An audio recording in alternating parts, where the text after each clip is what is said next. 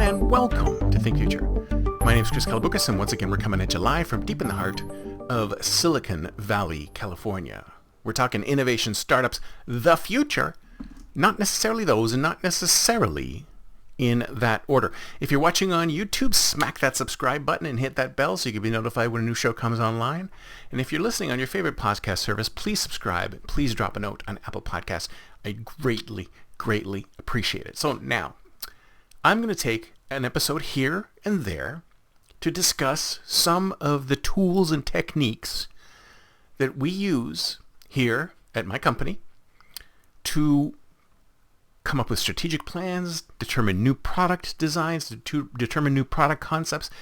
I have a slew of these tools and techniques that we use, and I thought maybe now and then, I'll talk a little bit about the tools and techniques that we use here at Ideate and Execute in order to ideate new products and execute them into real life.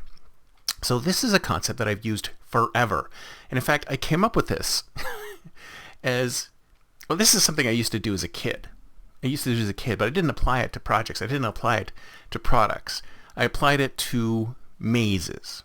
So I'm old enough to remember the time when I wasn't sitting in the back of the car with a smartphone playing Fortnite while my parents were driving me to the cottage. No. We had games that we could play, and I had a book of mazes. I could have had a choice of crossword puzzles or mazes. So I'd have my book of mazes, and I have my little pencil, and I'd be sitting in the back as my parents drove from Toronto to Palm Beach where we had our cottage. And I used to love playing with these mazes. The only problem is the later ones in the book got harder and harder and harder.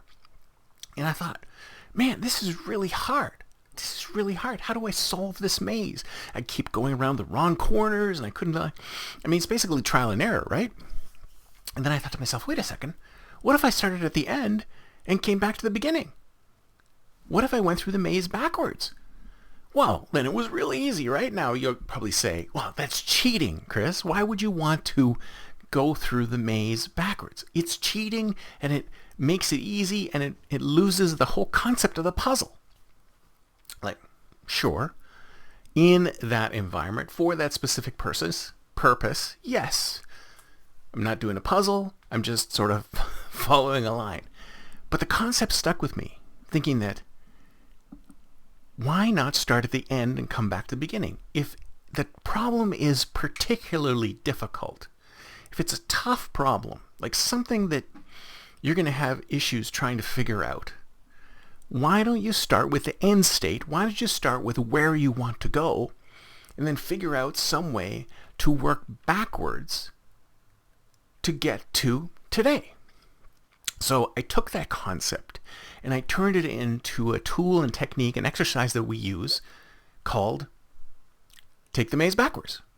And the way Take the Maze Backwards works is first you envision your ideal future. You go out into the future, preferably 10 years out, 5 years out, as far out as you can go.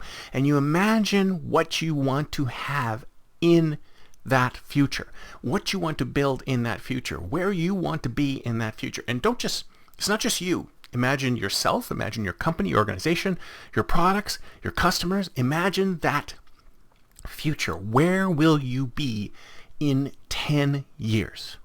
Okay? So spend a quarter of your time in the session imagining that time frame. Imagine where you will be, what the world will be like, what the products that you're trying to create will be like in 10 years. Okay? So, once you've imagined that, once you've written it all out and you've brainstormed it, you should have a general idea of where you want your organization to be in 10 years, or the product roadmap for your 10-year plan. And people say, well, there's no possible way we can go out 10 years. Well, think about it. Just imagine, where would you like to be in 10 years? It's kind of like that imagine the outside of the box in a product concept to say, what's the best features? What features do we want in this software? Well, imagine the software sitting in a box Or imagine a book with a blurb on the back. What did you want in the book when it was finished? Same kind of concept. So imagine where you're going to be in 10 years. Imagine where your customers will be in 10 years. Imagine the products that you're going to have in 10 years.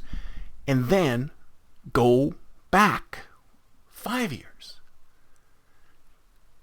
Back 5 years and say, what do we need to have in place in 5 years so that the world that we wanted 10 years out, we can build? What do we need to have then in that future 5 years out so that we can build what we want 10 years out? So we will have what we want 10 years out built. So you imagine that. You spend a quarter to 20 minutes of that time imagining that. What you will need to have to get to that end state 10 years from now. And then once you've imagined that, once you fully flesh that out on paper, on the walls, on post-it notes, then you say, okay, now we're talking about next year. Let's backcast again from 5 years in the future to next year and go, if we want to be there in 5 years, then what capacities do we need to build next year in order to get to the 5-year mark, which will then take us to the 10-year mark? You're taking the maze backwards. You're figuring out where you want to go before you take a direction. And this is the thing that drives me crazy. I wonder, like, people are just wandering around the world, wandering around the universe, wandering around the planet, not knowing where they're going to be in 10 years, and they can't figure out, they don't know where they're going to be in 10 years, they don't know where they're going to be in 5 years, most people don't even know where they're going to be next year. And if they don't know where they're going to be next year, how do they know what direction that they need to go in order to get there? You got to know where you're going before you know which way to go. So we build this session, and then we have the 3 distinct time frames. We have a 10-year out, we have a 5-year out, and we have a 1-year out. And that 1-year out can then be used to build your product roadmap for next year, for now and next year and beyond. Now, if you hadn't have done that exercise, you probably would have done it the other way, which is taking what you've done today and trend it out to the future and think, we're going to do more of this, we're going to do more of this, we're going to do more of this, we're going to do more of this. But that's not going to take you to the ideal end state, which might be very disruptive and completely different from what you're doing now. Think about it this way. Human beings, we live on inertia. I mean, if we did one thing every day, we'll probably get up the next day and we'll want to do it again. We'll want to be the same person that we were yesterday. Even though we could be a completely different person tomorrow, we always wake up and be the same person the next day. But you know what? The world's not like that. The world is full of change. So we can envision the future that we want, and then we can build plans and roadmaps to get to the future that we want. We can make the future happen. The future that we want happen. All we need to do is put down a stake in the ground, say, this is where I want to be in 10 years, and this is how I get there. I mean, if you look at any kind of success literature, it talks about the same thing. It says, if you make a plan, so a certain amount of people set a goal. And setting a goal is a great step towards getting to that goal. But it's not just that. Setting a goal and mapping out a plan to get to the goal makes it probably twice as likely that you will actually achieve that goal. And if you imagining yourself where you're going to be in 10 years, and then backcasting to today and figuring out what your path will be to that 10-year out future, I mean, that's gold. And hardly anyone ever does that. Hardly anyone ever does that. But you know what? You should. That's it for me for today. See you next time, and until then, don't forget to think future.